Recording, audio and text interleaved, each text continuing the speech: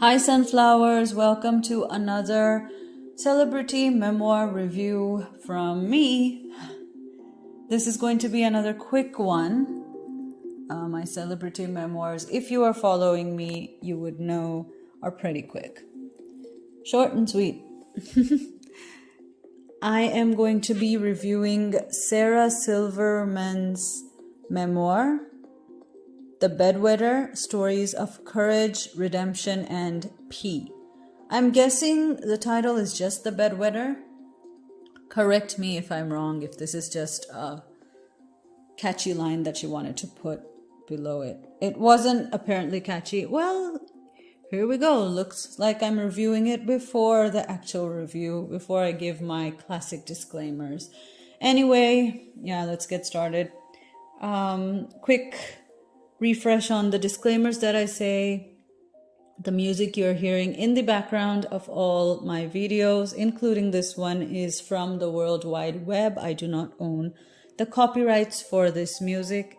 Neither do I own the copyrights for the picture you see on your screen. It is the cover page of the book that I found online again. So I do not own either of the copyrights, thanks to the internet. Another disclaimer is that, yes, there will be spoilers, and I have written that in the title. If you have missed it, there will be spoilers. If you are someone like me who does not like spoilers for a book or any movie, anything that I review, of course, please go and read the book before coming back to my review. So, spoiler alert, there will be spoilers. The third disclaimer is that I do not give a play-by-play, obviously, because it's going to be short. So I guess you could have gleaned that from context, but I will not be giving a play-by-play version of the book. Not page by page, not chapter by chapter, not scene by scene. I will be just giving a few of my opinions. I might rant a bit. I might say the positives or negatives I found in the book. I might point out a few mistakes, but I'm not going to go in depth into the book. So yeah, it's not going to be a complete critical analysis, nor will it be free of opinions. There might be a few biased ones, but yeah, those are just my opinions, and that's the way I do my reviews. I think I have covered all my disclaimers. Regular Sunflowers know that I might pop in a few disclaimers later on, but for now, that's all. And yes, so let's start with the review. Unfortunately, I have to start on with this note. I was not happy with this book. I understand Sarah Silverman's style. I have watched a few of her interviews. I know her genre of joking, but still, I wasn't happy with this. It's not my style, and I probably wouldn't have picked it up to read if it wasn't for being a celebrity memoir, and because I was kind of in the mode of binge reading, if I can call it that, a bunch of celebrity memoirs.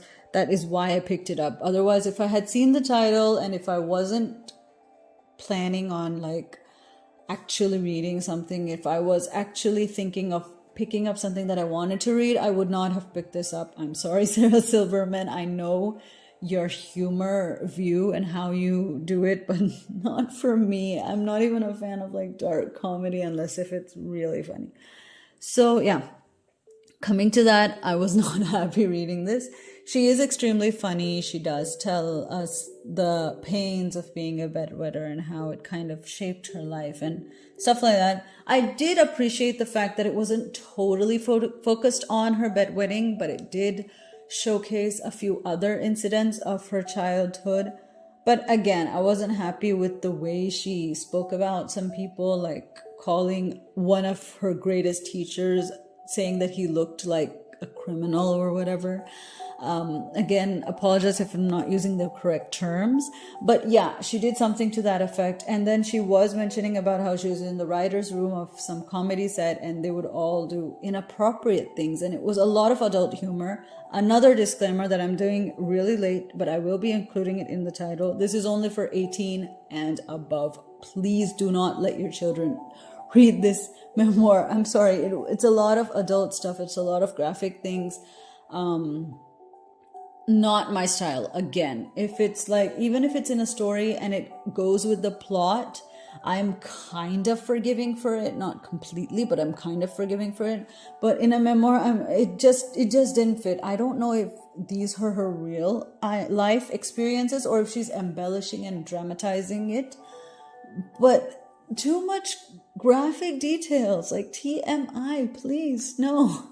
And so it's a lot. It's a lot reading about these comedy writers in their writing room of their set. Reading about those stuff was really weird. And I hope that that's not true. I can only hope that. I don't know for sure. So that's one thing regarding her book. Otherwise, there is one underlying point that I took away from it, which I always do. Whatever movie, whatever book I read, I do take one thing from it. And she did have that one thing.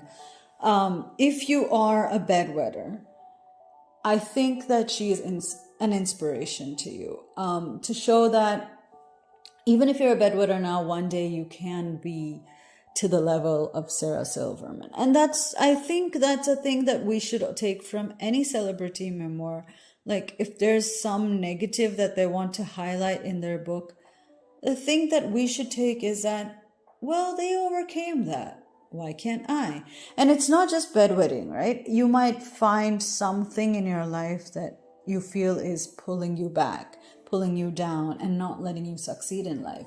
But when you see someone else being a celebrity, being an accomplished person in the world, and you realize that they also faced hardships, then why don't you think of that as the future you? Again, you don't have to be Sarah Silverman. You have to be you. You have to be what you are. You are the sunflower who is subscribing to my channel. I am the voracious reader. And I have to prove that I can be voracious reader. I don't have to prove that I can be Sarah Silverman. So that is what I want to take away from the book. If you're a fan of the kind of jokes that Sarah Silverman tells, then maybe you can read it. And if you want to glean inspiration from her life's journey, then you can read it. But otherwise, I'm sorry, I'm not recommending this book to anyone, and especially not to anyone younger than 18. So yeah, all the best to Sarah Silverman, and hats off to her achievements. But other than that, I think you could have written a better book. For me, maybe I'm not your target audience, but yeah, maybe you could have written a better book. And that comes to the end of my review, Sunflowers.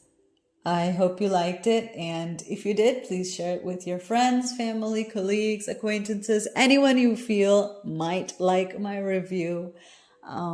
Comments will be appreciated and accepted. You can comment below if you liked the review or whatever you liked or disliked, or if you've read the book and you have your own opinions, please comment that too. If you have any other books that you'd like me to read, you can comment those too. All comments will be read and acknowledged. And your subscription will be an encouragement. Thank you to all the sunflowers who have already subscribed. Ring the bell to be notified when I upload a new video. Until next time, bye sunflowers.